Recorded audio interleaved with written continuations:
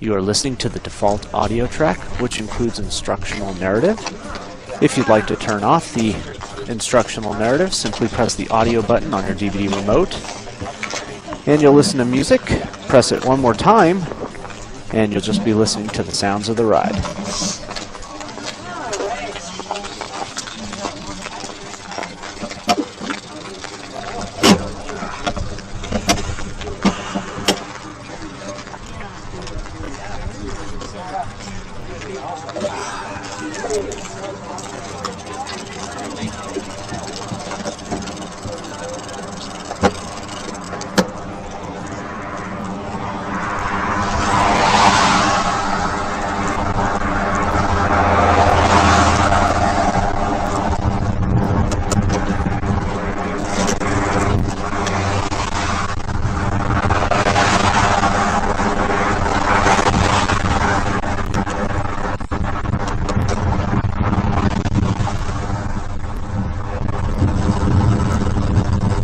Welcome everybody to the Tour de Steamboat. This is Training to Climb series.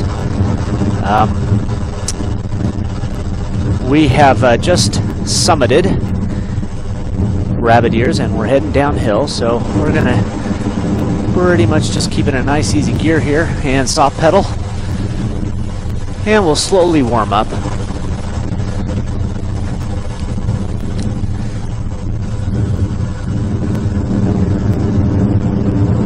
This is a pretty short 45-minute ride, and as you can see from the lower graph that there's some nice interval type efforts. The two graphs, one on top is our hill profile, one on the bottom is our effort profile, and for a little while we're just gonna take it nice and easy and coast down this big hill.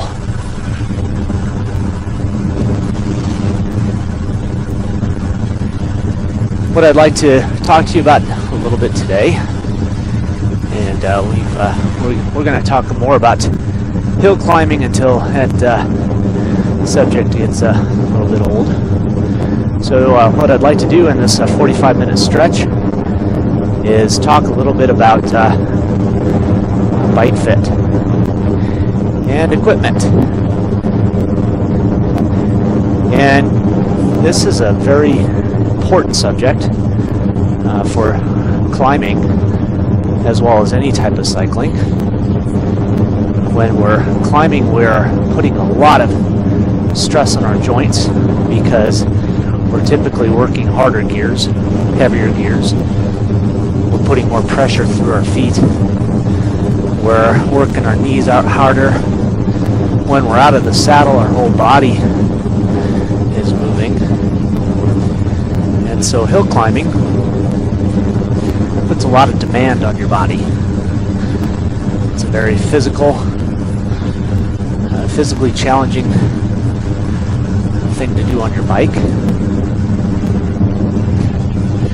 And as such, the bike fit is a fairly critical component of being successful as a climber.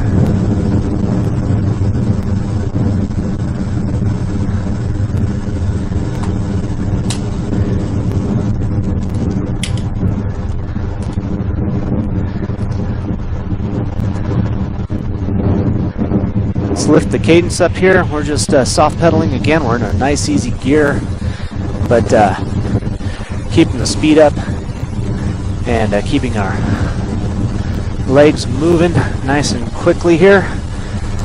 We'll slowly let our heart rate get into the low 70s, and you can see from the graph that it'll jump into the mid 70s pretty quickly. And then those peaks out there are right around 90%. So we're not going to go too hard. This is kind of a nice recovery stretch here.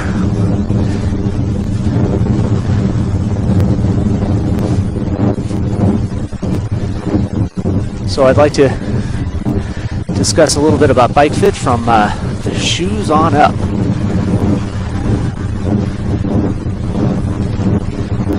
And we're rolling here a little bit flatter surface, so we're adding some resistance.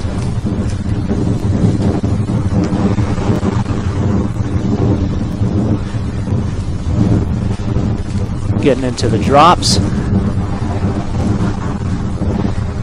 Neutral gear, just ahead of neutral. Keeping the cadence up nice and high. Letting the effort build up.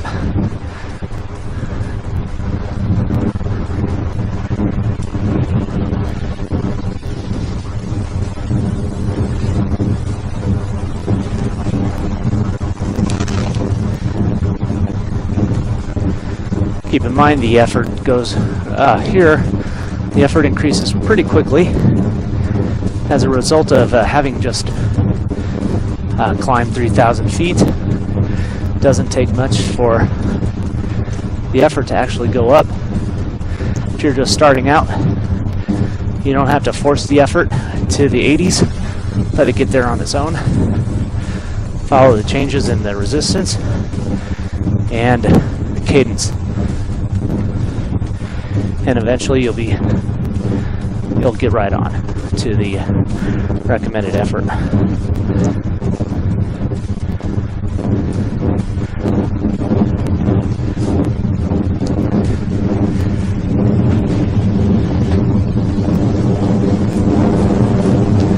So bike fit is, I think it's overlooked a lot. I see a lot of cyclists riding who don't fit their bike. And you wouldn't buy a pair of shoes that were too small or too big. You might try on like 8 different pairs of shoes before you find something you really like. And a lot of people, when they're shopping for a bike, pretty much taking what they see and looking for price over performance. Having worked in a bike shop for a few years, I tried as a salesperson not to recommend bikes that were just in the price range, but wait for something that fit.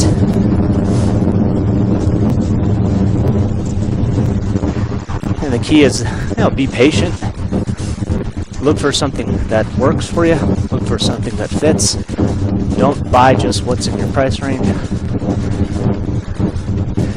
And find a shop that will work with you on fitting the bike. This is kind of a good subject to talk about while we're on our trainers, because it's so easy to fit a bike on a trainer. When you're actually on the road, it's hard to make those adjustments. And right now we have a great opportunity to change the saddle position or cleat position on a bike and experiment with changes in the fit. And if you're going to keep rolling here and do this 110-mile workout, and it'd be helpful to have a bike that is comfortable, especially on some of the longer ones, like the last one and a couple that are coming up. The first thing to really talk about when you're looking at bikes is actually, let's look at shoes. The shoe is the first thing that touches the bike. You're putting an amazing amount of pressure through the pedals and your feet. Your legs are moving at 80 to 90 RPMs. And each pedal stroke downward, you're applying positive pressure to the pedals, like right now. as we're bringing in this group here, and we're kicking up the effort, and we're going to coast in and settle in behind them.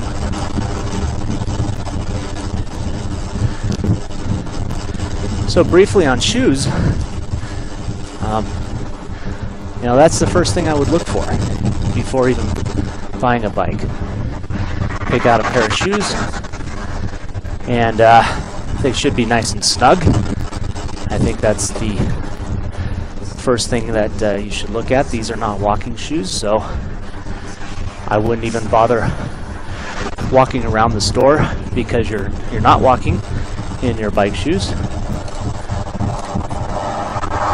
You'll be riding your bike, and whether your toe is slightly touching the front or not, that's not such an important deal. What's important is that you have a nice snug fit around your entire foot.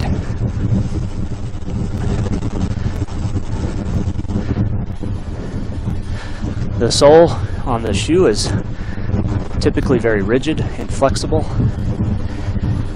It's stiff, and that's on purpose to prevent your arches from flexing. Got a little hill here, so let's not flex our arches up the hill. Add some resistance, getting your big ring up front. Let's work our way over the top.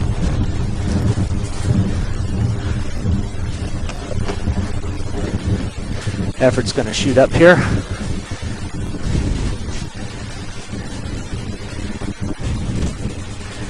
Our shoes become one with the bike.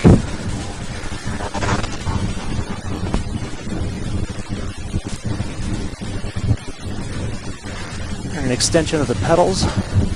They shouldn't move. Your foot shouldn't swish around in your shoes. If you feel your heels lifting up, they're too loose. If you feel pain on the bottoms of your feet, they may be strapped in too tight.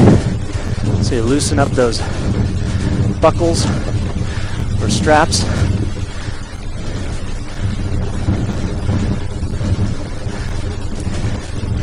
Take some of that resistance off.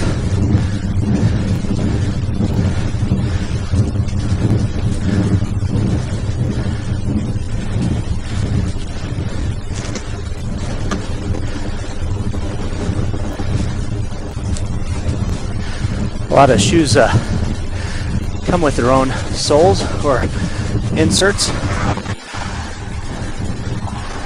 and I'd recommend tossing those and looking at other inserts, perhaps even orthotics, depending on your feet.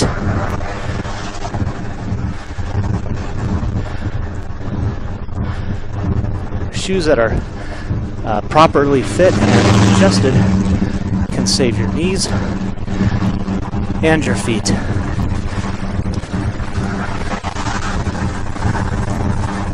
The cleat position is pretty important for comfort and your knees. And as a rule of thumb, the cleat should be positioned directly below the balls of your feet. What you want to do is have your cleats positioned in to the point where the load is spread out over your entire foot.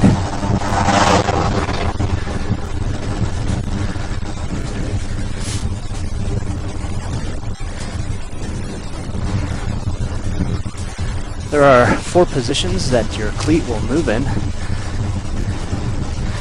And I think, people on the majority just put the cleat on and screw it in and don't consider what that position is doing to their feet, more importantly to their knees. And just slight adjustments to your cleat can save your knees from injury and help you with a lot of comfort. Add comfort.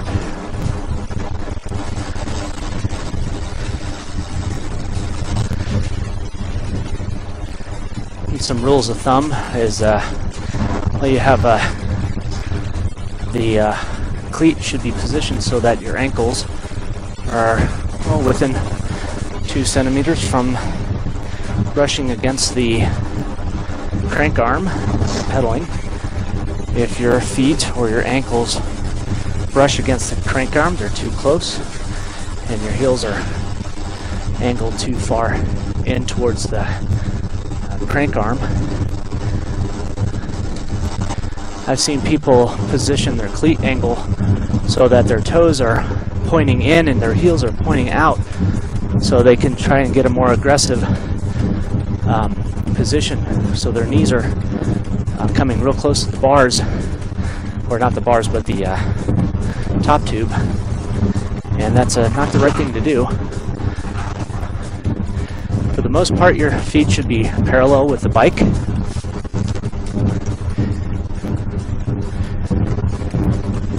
And whether your legs are far from the bar or too wide, you might have some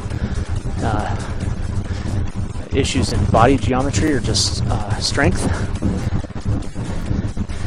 Ride comfortable. If you find that your legs are flailing out from the top tube, you try and pull them in a little bit if that's uncomfortable.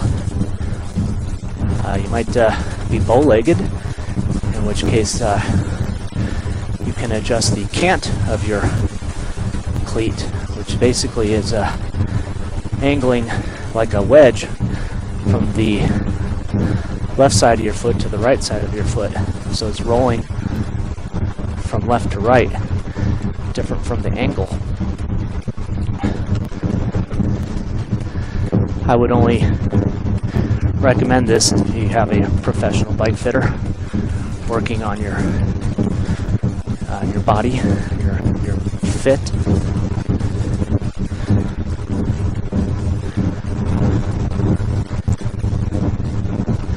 So yeah, nice brisk cadence. We're in the drops. It's pretty flat here. We're pulling a group behind us, so the effort will slowly lift as we maintain this effort, or this cadence.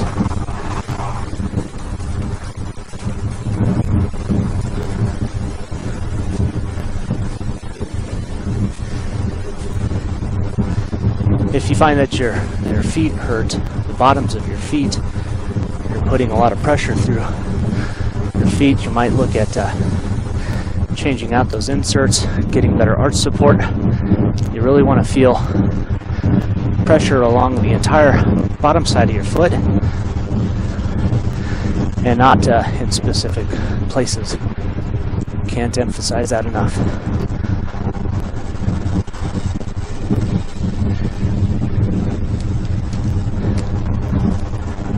You might want to check to see if you have a leg length discrepancy, in which case, if you do,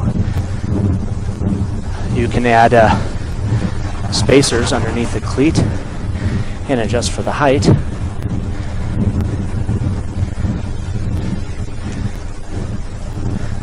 This is important as it'll help, again, prevent knee pain, because you want both legs operating in sync,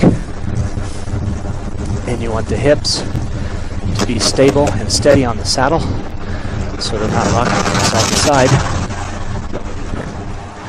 And depending on the extent of the leg discrepancy, might determine whether or not you get yourself a spacer between your cleat and your shoe.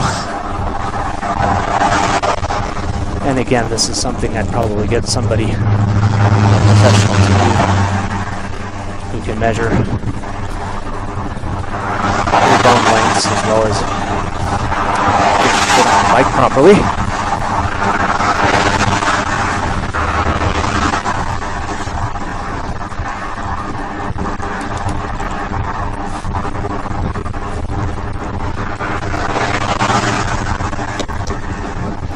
We're in a big ring up front. We're slowly working our way up a little hill here. Oh, we'll get back into the big ring. little bit of effort now. Gonna sit in draft here and take a little easier.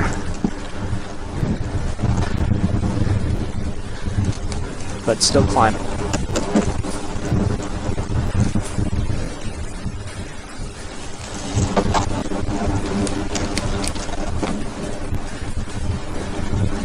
I'm riding right along with you, matching the efforts. The harder parts get harder to talk.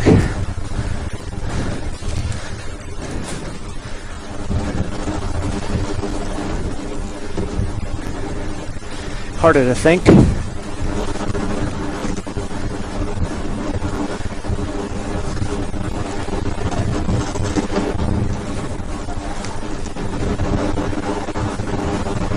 I don't want to go into too much detail on the bike frame, only because chances are you're working with something with all you got. You've got your frame, you've got your bike. Chances are you're not buying another one right away. But if you are, just some things to know. You have the option of getting a custom frame, which is very expensive, but ultimately, if you're done growing up, it's the frame that you'll have for the rest of your life.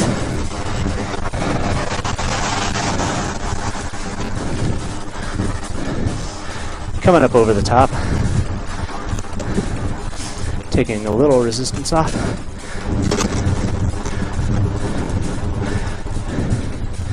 And down. But if you're like me, you're looking at factory frames and you're trying to find a size that works for you.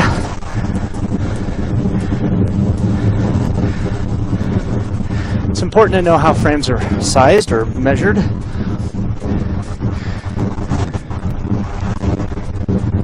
And each company, they have different ways to measure the frame. Some companies measure or they'll give you the information as small, medium, or large, which doesn't tell you a lot about the frame geometry.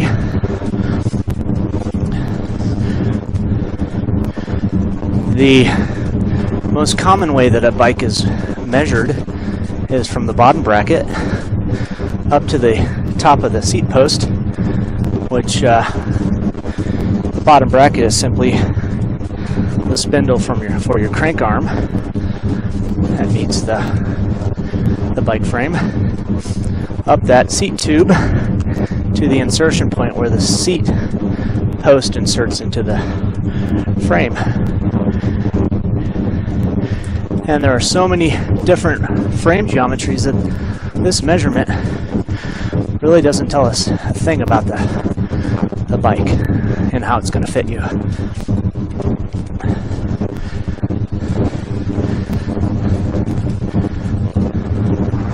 The downsloping top tube frames are going to measure smaller than the more traditional straight top tubes,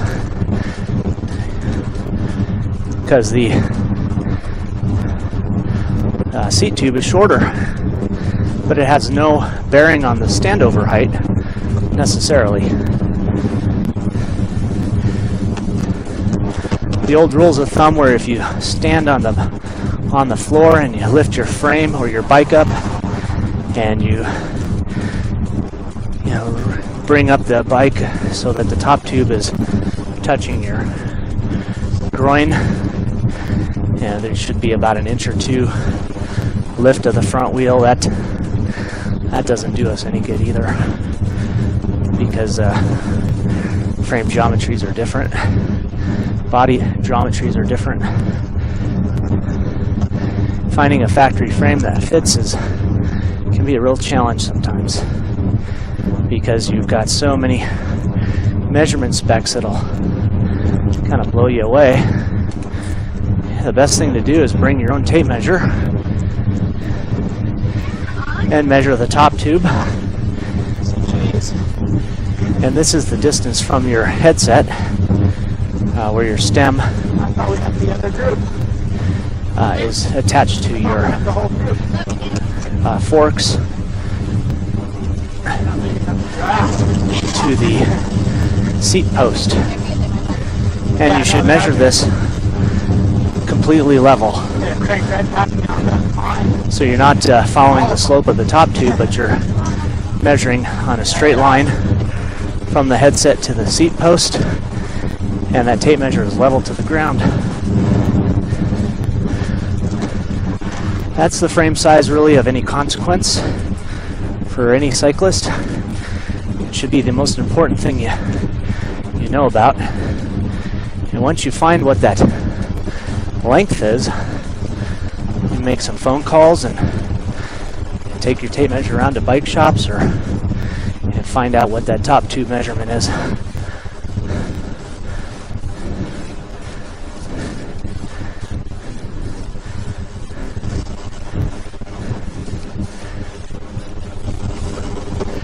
When you do have a frame picked out,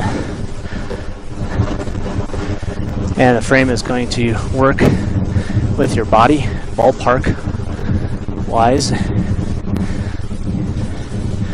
chances are, the frame is not going to be ideal for everybody. That's why we have flexibility in adjusting the seat height, the seat fore and aft, and the handlebar height, and the handlebar reach. There's a lot of different ways we can change the geometry or the fit of the bike with making some substitutions or adjustments in the fit.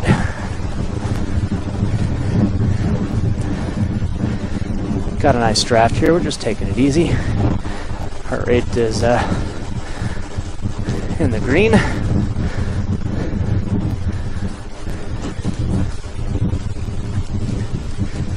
We got another little effort coming right up.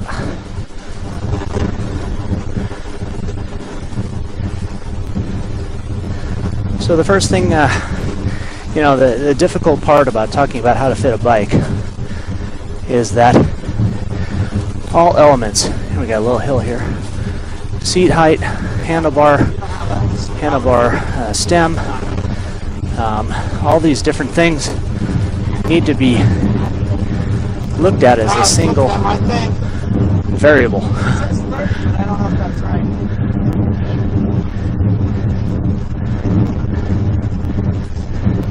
And so when you adjust the height or the distance from one thing, you may have to adjust it on another.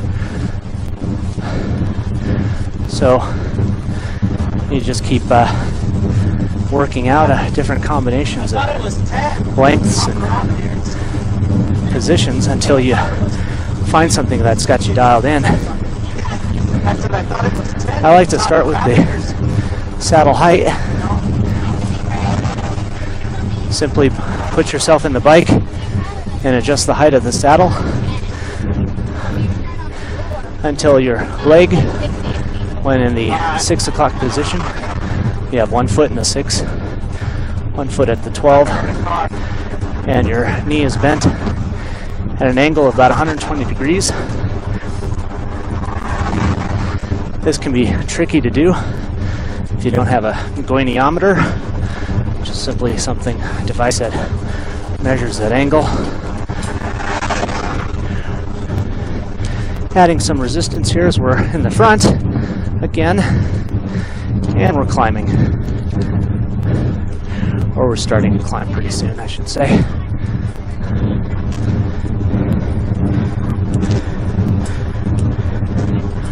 A little one. And that goniometer is basically measuring the angle between your two bones, big ones, the thigh and the leg bone, tibia.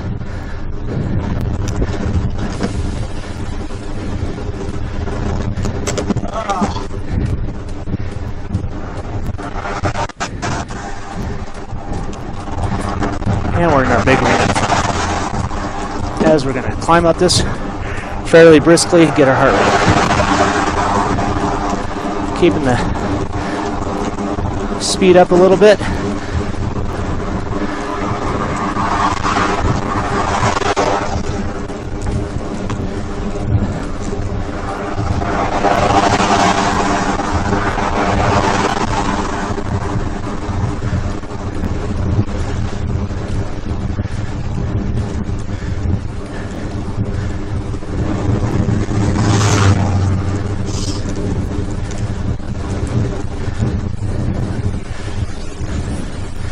Getting close to the top.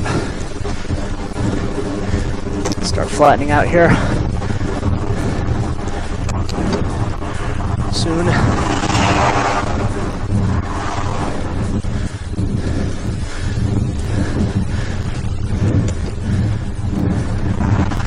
Take off a little resistance.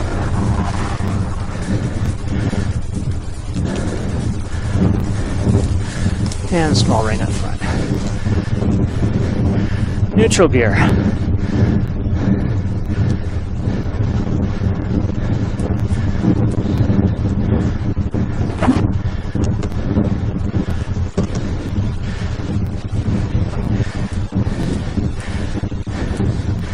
Now saddle height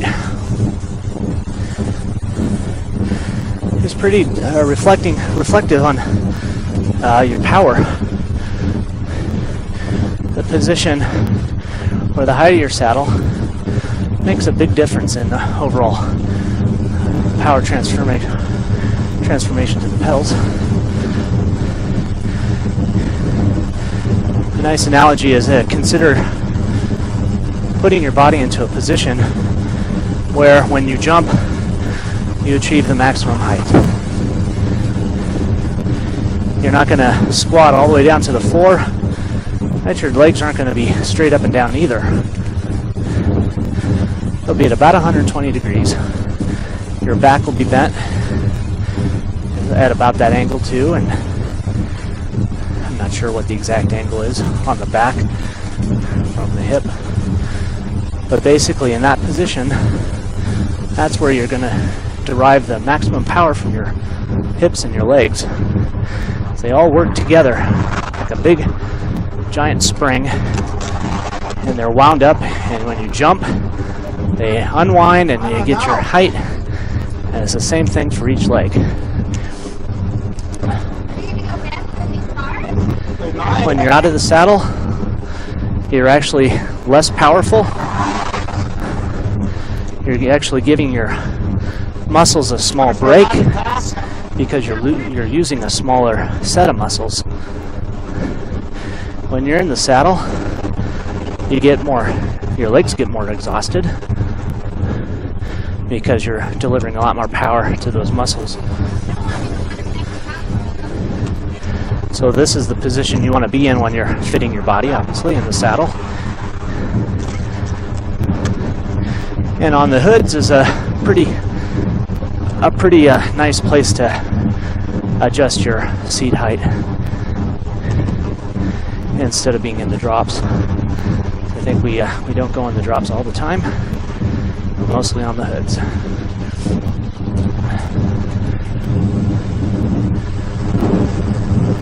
So once you have your seat height adjusted and your seat fore and aft, how far forward it is, how far backwards it is. This is another knee preservation adjustment. You want the saddle to be far enough forward or backwards so that if you plumb your knee with your pedal, you put your feet in the 3 o'clock, 9 o'clock position, hang a plumb off the front of your kneecap, and the bottom of the plumb should line up right over the spindle of your pedal.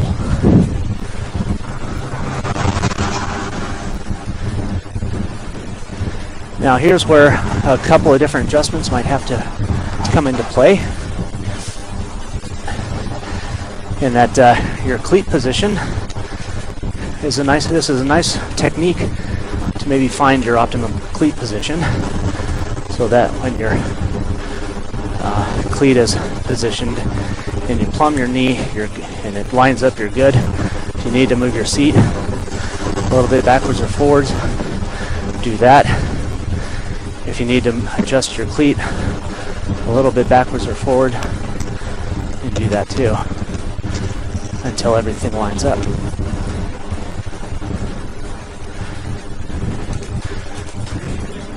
We're on the back here, but we're heading up another little grade. We're going to increase our efforts again, keeping up the tempo, nice and brisk.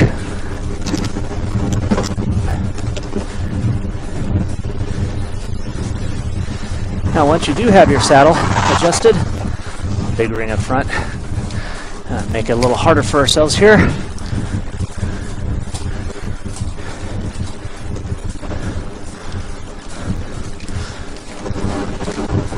Work up that effort.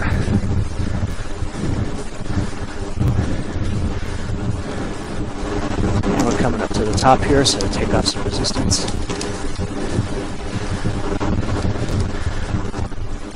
Bring up the cadence. Now once we think that the saddle is adjusted properly so that our knees are plumb, our legs are in the right position, the extension is correct,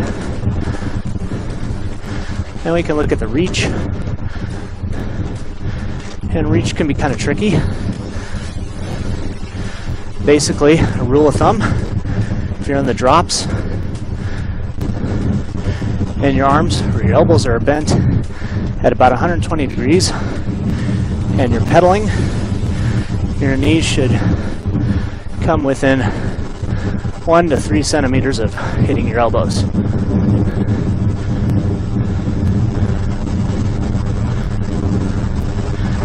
If your knees are hitting your elbows, you can either move the saddle back, but if that screws up your knee alignment, then you can look at buying a longer stem. If your stem is about as long as you think you're going to get it, you can look at getting handlebars with a little bit bigger curve in the bar. Lots of different ways that you can adjust this parameter. If you've tried everything and it still doesn't fit, that's when your bike is too long for you or too short in the top tube.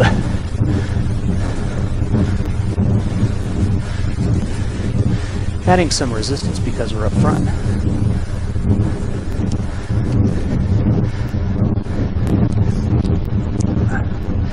Now there's one other thing I wanted to add to saddle height, which isn't in a lot of manuals. Most manuals say 120 degrees on the knee. That's a condition to work towards, but if you're a new cyclist and you don't have the flexibility or the strength yet, what winds up happening is if we have the saddle too high, or if we have it at the recommended height and that's actually too high for our abilities, what happens is we rock in the saddle, our hips go from side to side. If you put like a stick on both hip bones and that stick wobbles up and down,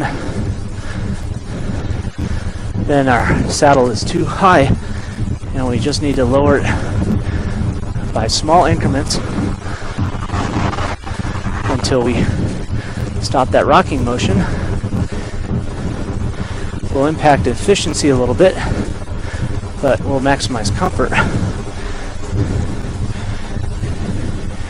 And as you ride, you'll find that you'll raise your saddle little by little as your strength increases and your hamstring flexibility.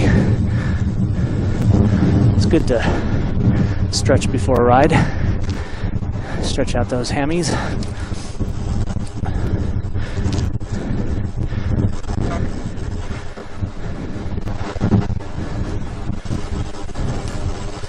Well, we got one more big effort, and then we're at the next rest stop.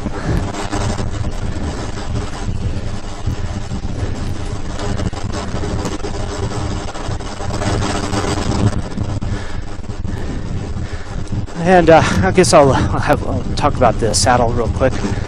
We'll run out of time here. The saddle itself is an important purchase consideration. I've never ever went with the stock saddle. I always shop for a saddle, and there's a few things to consider. When the saddle is mounted to your bike, it should be perfectly level. I wouldn't tip it down or up. A lot of times we do those tippings because we're not comfortable on the saddle, and some of us are sitting right on the nose of the saddle, and others are slipping off the back because we're trying to relieve pressure at pressure points, and we can fix that with first having everything adjusted properly and then finding the correct saddle. And since cycling is so dynamic, we should test the saddle in different ways. High cadences, high efforts, out of the saddle, back in the saddle. If you are catching the saddle every time you're getting on the bike and it's snagging your shorts, look at saddles that nose down a little bit. They actually curve. If when you're in your drops and you feel here's our effort, so let's actually get out of the saddle here and work our way up this hill.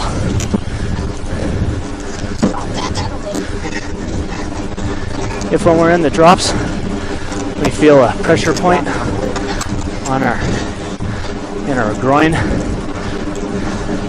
look for a different saddle. If we feel chafing on our thighs,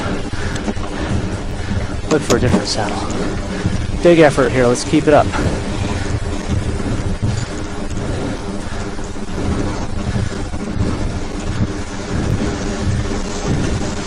When you're climbing like this or doing a century ride, man, a saddle is worth its weight in gold. Don't chintz out, but also don't buy the most expensive one assuming that it's the best one for your comfort.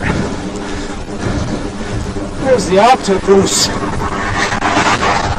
Things like titanium rails, leather, or real leather bring prices up of the saddle. Weight, carbon, stuff like that will drive the price up, and it may not drive up your comfort. Last effort, come on. Big effort here.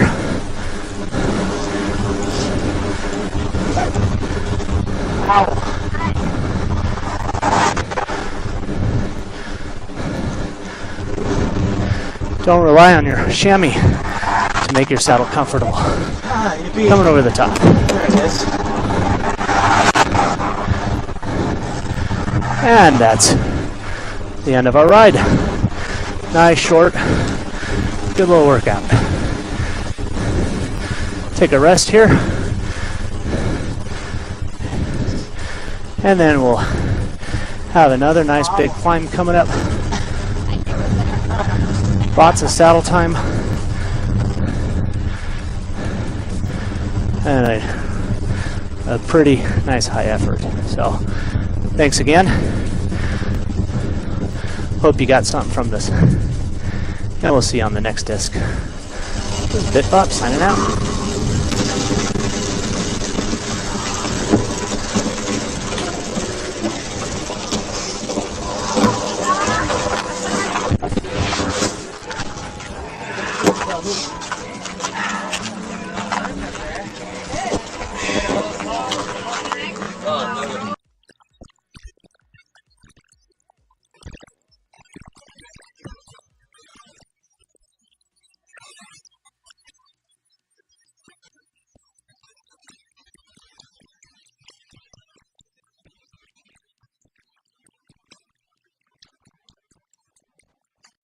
you.